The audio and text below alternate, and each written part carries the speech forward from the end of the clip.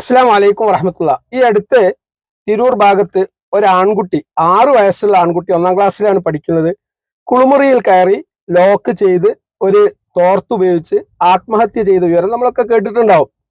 നമ്മുടെ കുട്ടികൾ ചെറുപ്രായത്തിൽ തന്നെ സ്വയം ആത്മഹത്യാ ശ്രമങ്ങൾ നടത്തുന്നതിന്റെ പിന്നിലുള്ള മനഃശാസ്ത്രം എന്ത് എന്ന് നമ്മൾ ഇവിടെ ഇവാലുവേറ്റ് ചെയ്യേണ്ടതുണ്ട്. കാരണം കുട്ടികളെ ഈ ഒരു മാനസികാവസ്ഥയിലേക്ക് എത്തിക്കുന്നതിൽ ഓരോ രക്ഷിതാവിനും കൃത്യമായ പങ്കുണ്ട്.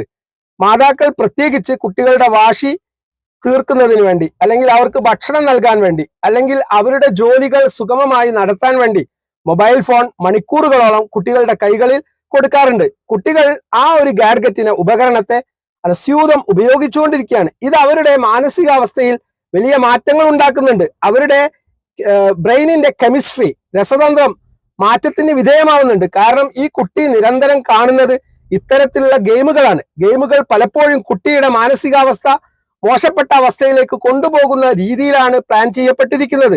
അതുകൊണ്ട് ഈ കുട്ടിയുടെ മൊബൈൽ എഡിക്ഷൻ പെട്ടെന്ന് ഒരു സഡൻ ബ്രേക്ക് ഇട്ട് നിർത്താൻ നമ്മൾ ശ്രമിച്ചിട്ട് കാര്യമില്ല. അതുകൊണ്ട് ഓരോ രക്ഷിതാവും മനസ്സിലാക്കേണ്ടത്, കുട്ടിയെ ഘട്ടം ഘട്ടമായിട്ട് ഈ ഒരു വിപത്തിൽ നിന്ന് രക്ഷപ്പെടുത്താൻ വേണ്ടി ഒരു കൗൺസിലറുടെ സഹായത്തോടു കൂടി നമുക്ക് ശ്രമിക്കാവുന്നതാണ്. മാറ്റം സ്വാഭാവികമായിട്ടും ഉണ്ടാകും. എന്നാൽ പെട്ടെന്ന് നമ്മൾ ഉദ്ദേശിക്കുന്ന രൂപത്തിൽ കുട്ടികളെ തിരുത്താൻ നമ്മൾ ശ്രമിക്കുകയാണെങ്കിൽ ഇത്തരത്തിലുള്ള ട്രാജഡീസ് ആയിരിക്കും, ദുരന്തങ്ങളായിരിക്കും അതിന്റെ റിസൾട്ട്.